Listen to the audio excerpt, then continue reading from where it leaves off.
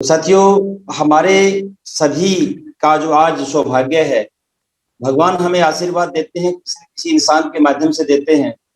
और आज वो शख्स और शख्सियत हमारे बीच में है, जिनका नाम लेकर के मेरे तो रोंगटे खड़े हो जाते हैं, क्योंकि वो सिस्टम के मास्टर हैं।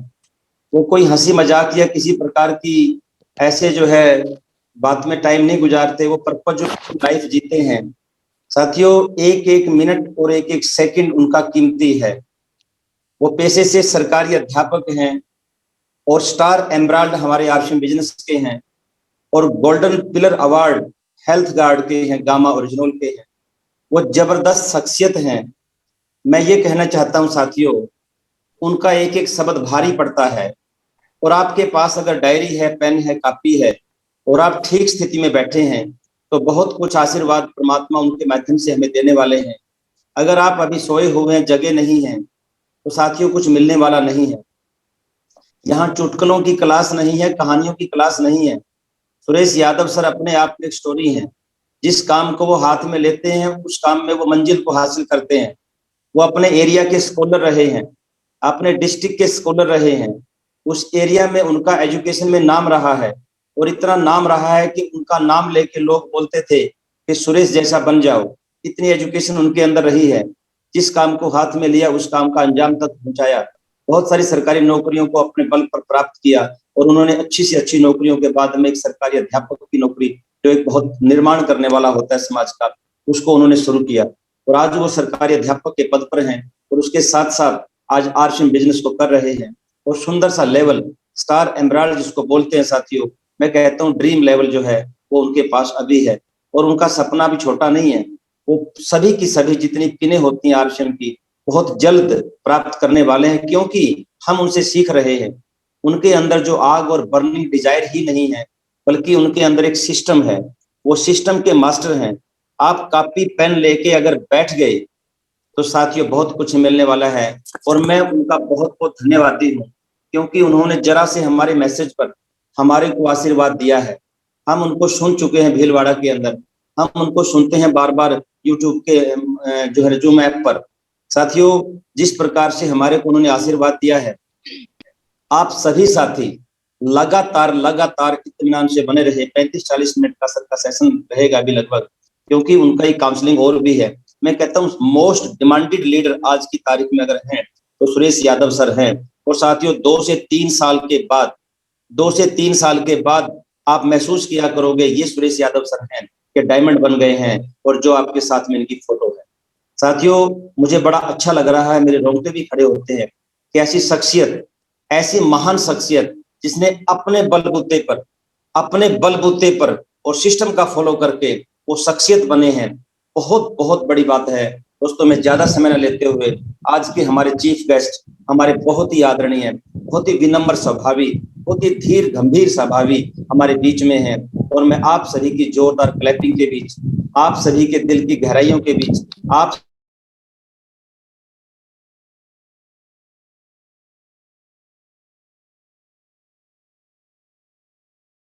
उत्तर प्रदेश से हमारे बीच में जुड़े हैं। और मैं जूम ऐप का भी धन्यवाद करना चाहता हूँ, ऐसी शख्सियत से हमारे को मिलाया है। और मैं आप सभी के दोबारा से पुनः करतल ध्वनि के साथ बुलाना चाहूंगा, आदरणीय आदरणीय श्रीमान Suresh Yadav sir. Please welcome on screen sir, please welcome sir. Welcome.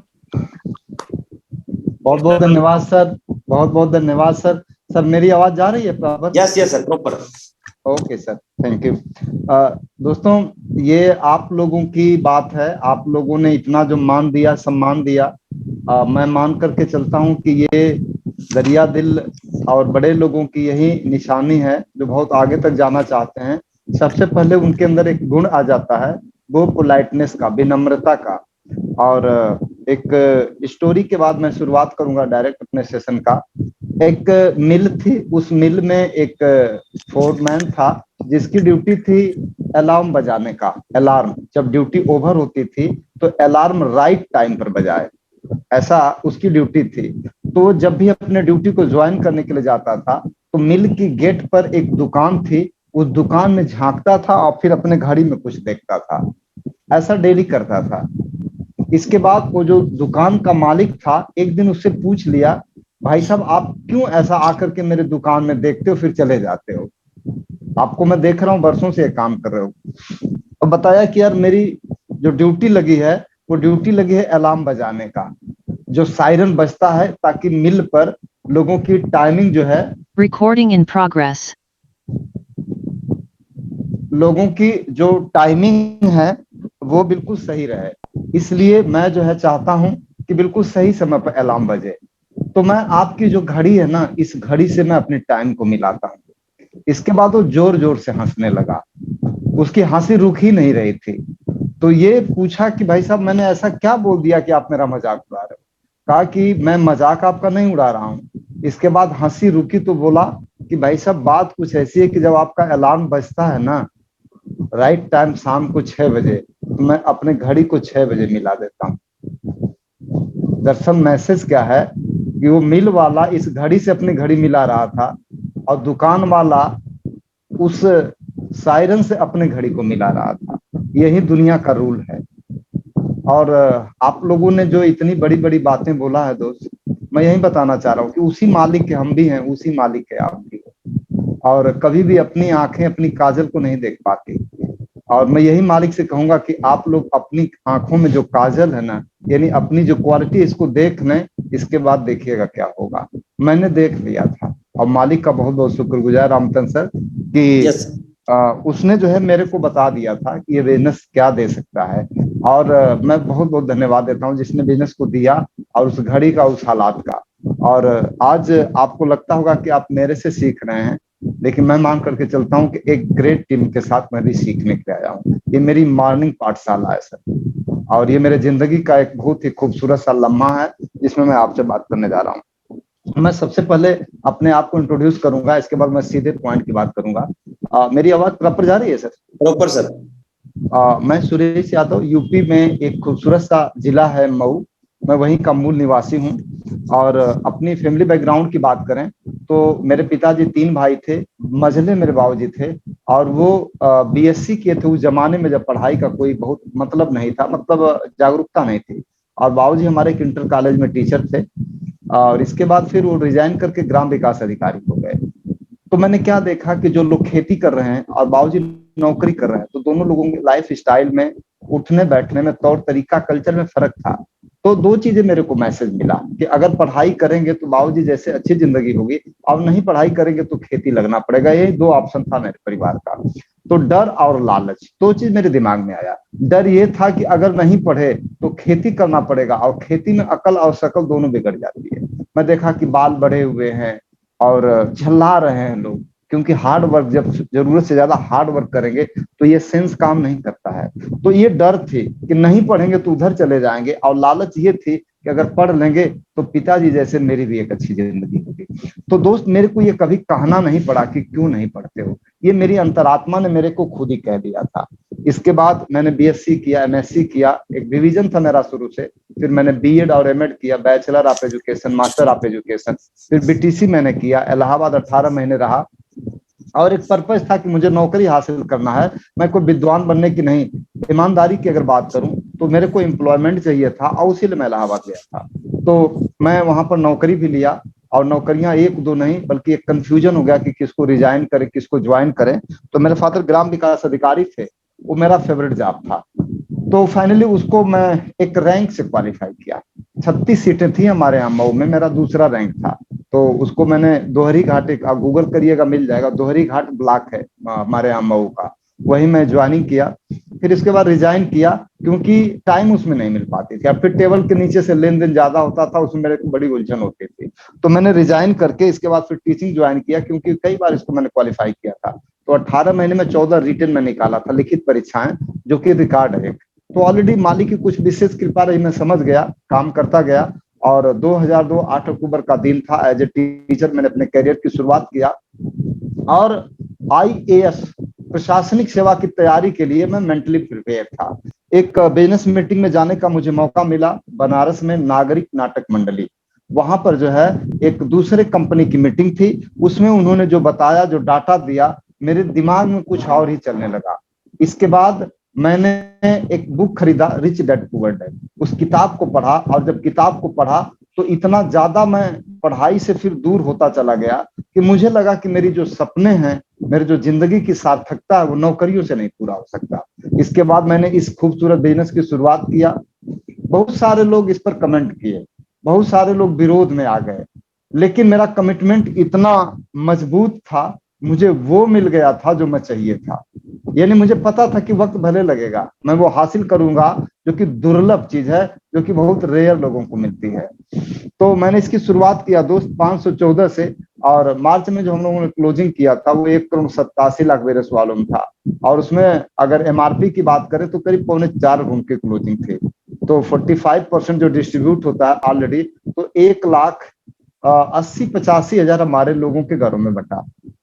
कोई 500 पाया, कोई 700, 1,000, 5,000, 10,000, 35,000, 40,000, 70,000, 1,00,000, 1,25,00,000, 2.25 लाख लोगों ने पर मंथ की इनकम लिया। और बहुत सारे लोग ऐसे थे जो कभी 5,000 रुपए के लिए मोहताज थे कि किसी तरह से 5,000 रुपए अगर आ जाए तो मैं अपनी गृहस्थी चला लूंगा। आज वो लोग 1-1 लाख रुपए कमा रहे हैं। तो रुपए की बात मैं इसलिए कह रहा हूं कि जिंदगी में आपको सब कुछ चाहिए, लेकिन रुपया एक ऐसी चीज है, इसको इग्नोर नहीं कर सकते। ये आपकी शौक नहीं, ये आपकी मजबूरी है। तो मैं टू द पॉइंट रामतंत्र सर बात करूंगा, आप लोग थोड़ा सा इस पर कॉन्सेंट्रेट होइएगा। मैं 4 मुद्दों की बात करूंगा, और ये 4 मुद्दे अगर आपको क्लियर हो गए तो मेरे ख्याल से बिजनेस भी क्लियर हो जाएगा। पहला है, इस बिजनेस को कुछ लोग करते हैं, वो कौन लोग हैं? दूसरा, ये बिजनेस को क्यों करते हैं? तीसरा, क्या है ये बिजनेस मैं जिसकी बात करने जा रहा हूं? और चौथा, कि इसको फिर कैसे किया जाए। सर बोर्ड पर दिख रहा है क्या? बोर्ड पर सर दिख रहा है? बोर्ड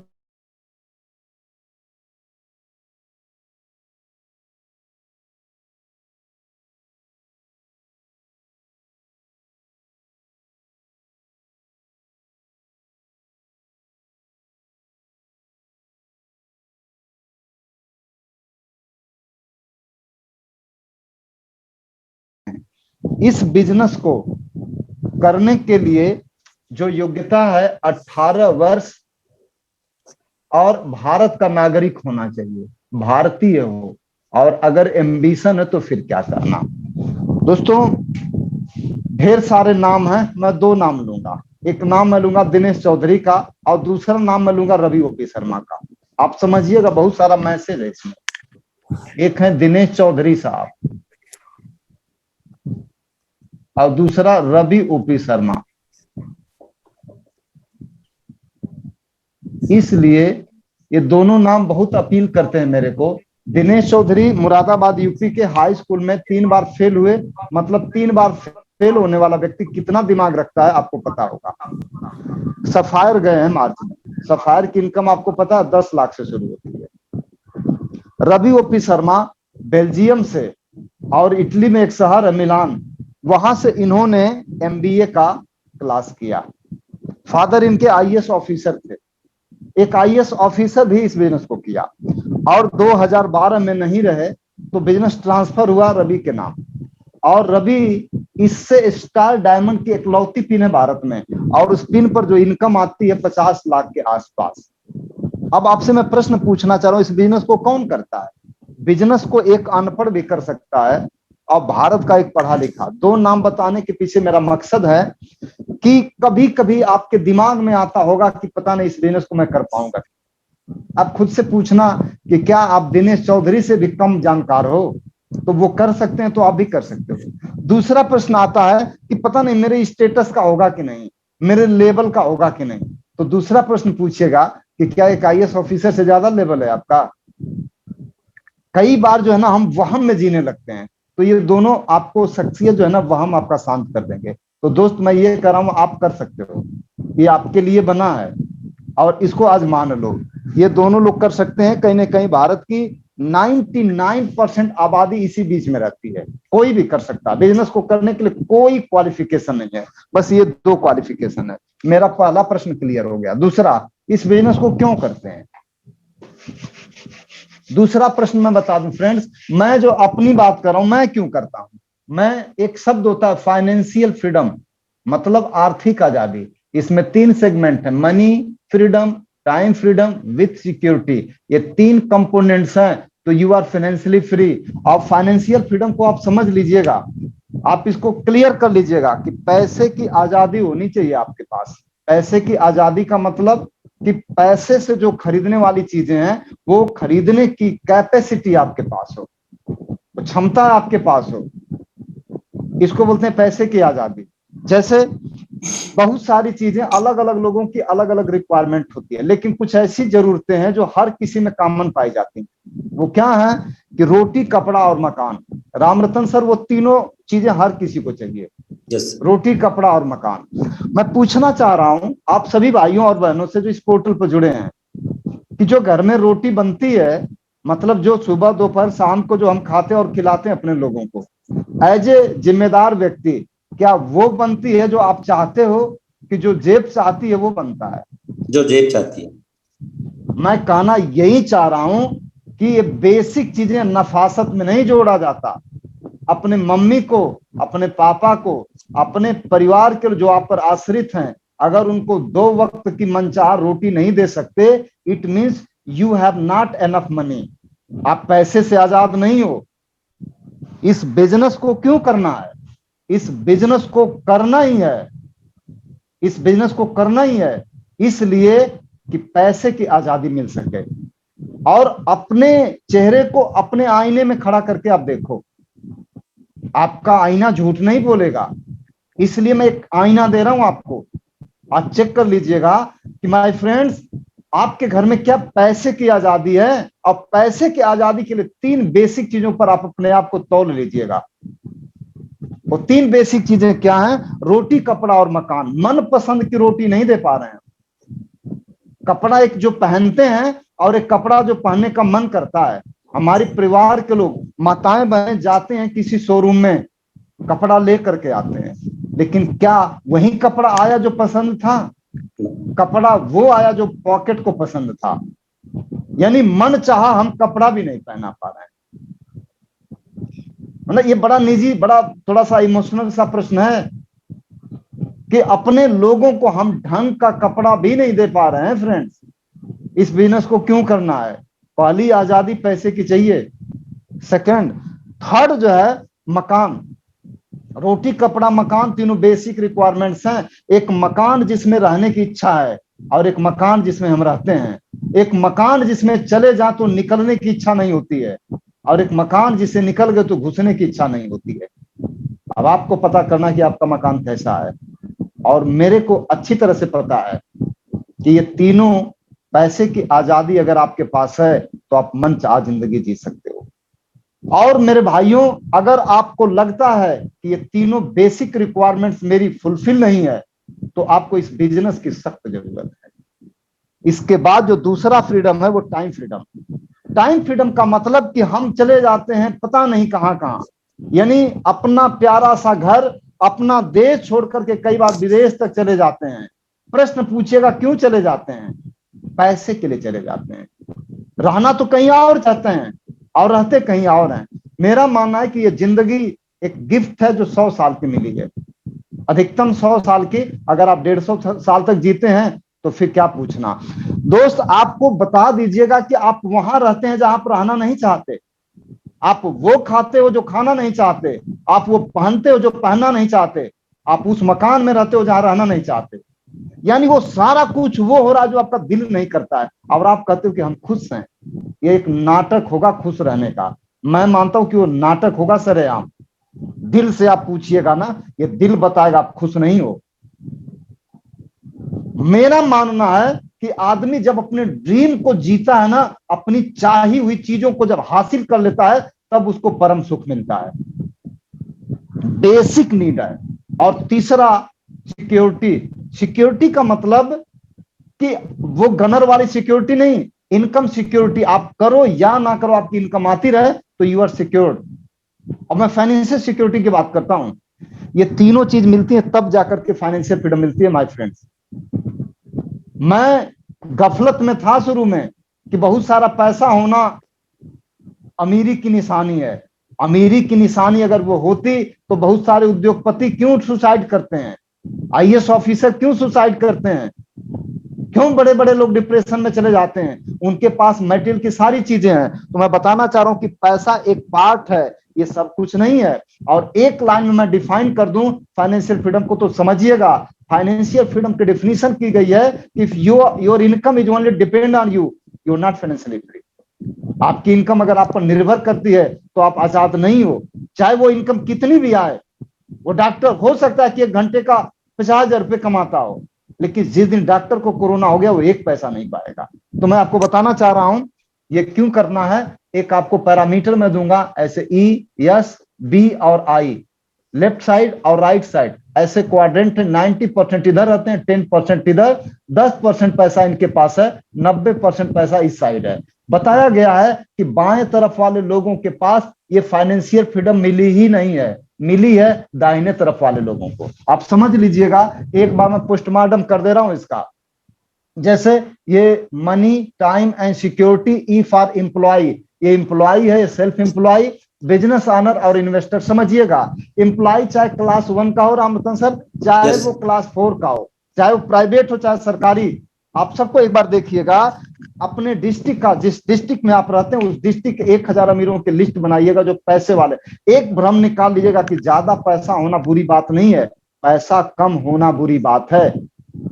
कभी भी एक गरीब आदमी किसी की मदद नहीं कर सकता। अगर मदद करना हो तो पहली शर्त है कि आपको गरीबी से मुक्ति पाना होगा। जिस चिराग में तेल नहीं है वो चिराग क्या किसी को रोशन करेगा? वो गलत बात है सर। और बीसी छाबड़ा जी बार बार कहते हैं कि मेरे बच्चों, गरीब होना कोई गुनाह नहीं है, क्योंकि गरीब घर में पैदा होना आपके हाथ में नहीं था। लेकिन वो चीख चीख करके कहते हैं मेरे प्यारे बच्चों, गरीब मर जाना इस धरती का सबसे बड़ा अभिशाप है, क्योंकि इंडिया इज डेमोक्रेटिक कंट्री, यहाँ हर किसी को अधिकार मिलता है उस गलत चीज जो एक बदनुमा दाग है एक व्यक्तित्व, उससे मुक्ति लेने का। तो मैं कहना यही चाह रहा हूं कि एम्प्लॉय जो है, ये फर्स्ट कॉलम वाला आप चेक कर लीजिएगा, किसी जिले के 1000 अमीरों में इसका नंबर नहीं आता है। It means the employ has not enough money. इसके पास टाइम फ्रीडम नहीं होती, क्योंकि नौकर का मतलब मालिक के हिसाब से चलना पड़ता है। सिक्योरिटी नहीं है तो फाइनेंशियल फ्रीडम भी नहीं है इसके पास। सेल्फ एम्प्लॉय कौन होते हैं? ये दुकानदार होते हैं, डॉक्टर, वकील, इंजीनियर, ये चार्टर्ड जो ट्यूशन कोचिंग पढ़ाते हैं, जो खुद के मालिक होते हैं।